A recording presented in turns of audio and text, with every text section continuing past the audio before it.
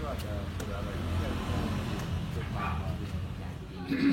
Jati terbaik kita kan di Blora, Randu, Belatu. Jadi Dari situ dari perhutani tanah kita ambil. Oh. Bulu kulitnya, Nggih. ya kita ambil. Jadi sebagai box. Cuma setelah kita blow up sampai ke kementerian, habis itu saya sekarang 5 tahun kita nggak diajak Pak sama Kalau sendok itu kebetulan kayak gini ini Tak bikin supir Pak untuk Jepang. usaha ini dimulai itu dari 2002. CV Tagashi namanya. Jadi kita awalnya bukan di produksi.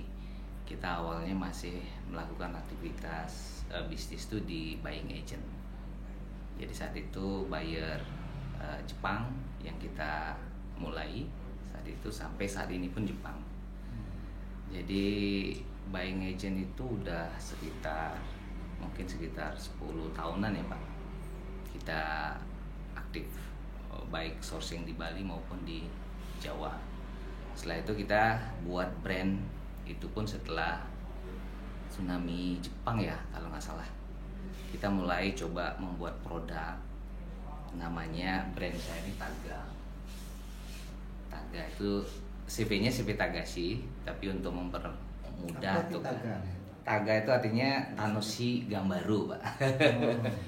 Enjoy berusaha. Jadi enjoy dan berusaha. Ceritanya bambu ini ketemu basic kita kan di kayu. Kayu kita pakai juga dari kayu jati perhutani di daerah Blora, yang jelas itu jati terbaik. Bambunya ketemu dengan perusahaan pada saat kita pameran di T, namanya Bana Nusantara. Jadi Bana Nusantara sampai sekarang masih berkolaborasi sama kita sehingga menghasilkan produk seperti ini. Bambu, kayu, ya dulang nih, tapi kita tampilkan secara modern. Kira ada lampu.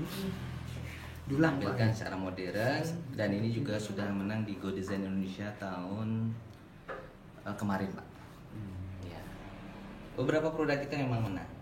Terus karena bambu adalah kesulitannya di SDM Pak. Berarti kombinasi bambu dengan kayu ya? Ya, salah satu produknya Salah satunya. ini.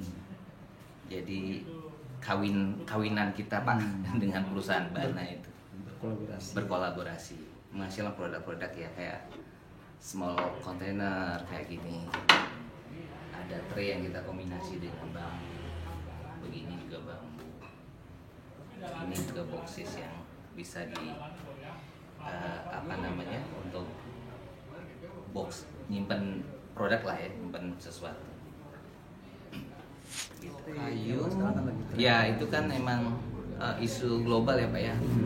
Jadi kayu salah satu material yang memang sangat mendukung atau mendorong produk untuk pengurangan limbah plastik.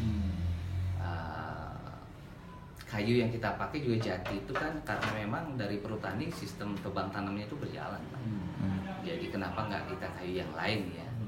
Jadi sebelum jadi kita harus memastikan itu semuanya tebang tanamnya itu berjalan. Karena kalau nggak ada bahan baku lagi ke depannya kita mau gimana gitu. Nah kalau bambu menariknya kan karena tumbuhnya cepat Pak. Di mana-mana ada. Kayak kita di Bali aja sudah ada banyak di Bangli.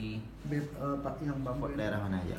Kalau Bali kita sudah mencoba karena gini, di Bali itu masih belum melakukan proses priming, istilahnya kita bilang prim. Bikin prim begini belum mampu Pak Bali. Tapi kita sedang melatih. Ada yang sudah berjalan. talamnya. Ya, tray. Ini bisa untuk tempat Bisa dibalik. mouse juga bisa, ini bisa untuk nampan juga. Iya. Jadi multifunction. Jadi ini Pak, ini kan 3-4 layer Pak. Dilaminasi ini yang belum, bukannya nggak ada. Di lem itu Pak? Lem ditekuk, dibending. Nah inilah proses begini yang memang Panasin dulu harus dipanasin. Proses ini yang masih kita lagi jajakin terus Pak. Dijadiin board. Iya. Ini suku saja Pak. Iya. Suku tadi. Suku saja. Iya, label ada. Jadi dia tuh yayasan membantu yang kakinya diamputasi. Oh, iya, amputasi. Ya udah, tapi kena Apa yang nggak jadi? Kan juga beliau orang Sidetape, beliau ini orang Seririt, orang Petemon, ya. Ibaratnya kita kan tahu bahwa secara keahlian orang-orang Buleleng itu nggak kalah. Buktinya di Tegalalang, di Gianyar, di mana yang ngukir-ngukir itu semua juga dari semeton dari Buleleng. Nah, bahan juga banyak di situ. Tapi kenapa nggak kita buat di situ supaya masyarakatnya tidak perlu harus merantau kos segala macam, sehingga penghasilan mereka kan relatif habis, iya kan? Karena harus kos, pulang lagi ke desa berapa kali sebulan, berapa kali seminggu dia harus pulang dan sebagainya, itu habis ongkos di jalan gitu. Oleh karena itu alangkah baiknya kalau kenapa kita nggak buat di situ? Pasar boleh di mana-mana, orang sekarang pasar juga global kok. Ya bukan cuma di Badung, bukan cuma di Gianyar, bukan cuma di Denpasar. Pasar seluruh dunia, buktinya mereka pasarnya kan udah Jepang, Korea, mungkin juga Taiwan, Amerika sudah, Eropa, semua udah kemana-mana. Nah, kenapa tidak kita dekatkan kepada pekerjanya dan bahannya, sehingga production cost-nya itu bisa ditekan kan, sehingga kesejahteraan mereka bisa ditingkatkan kan begitu, dengan harga jual sekian itu lebih terjangkau dan sebagainya. Jadi itu saya pikir kalau kita mau sentra industri handicraft, industri kreatif itu nanti pasarnya bisa di sini. Pasarnya bisa dibuka. Jadi menurut saya bicara dengan mereka tadi, para entrepreneur muda ini yang gigih, why not saya ikut berkolaborasi kalau diperlukan.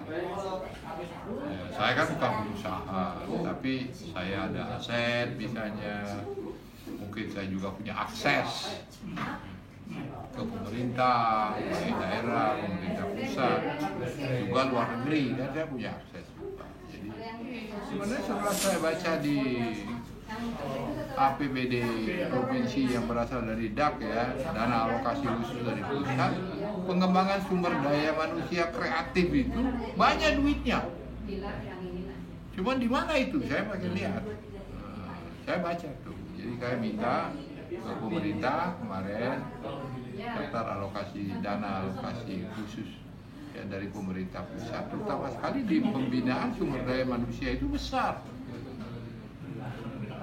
yang kreatif, mengembangkan, karena sesuai dengan kebijakan pemerintah pusat kan begitu ya, pengembangan inovasi dan kreativitas sumber daya manusia Indonesia, sehingga anggarannya cukup besar.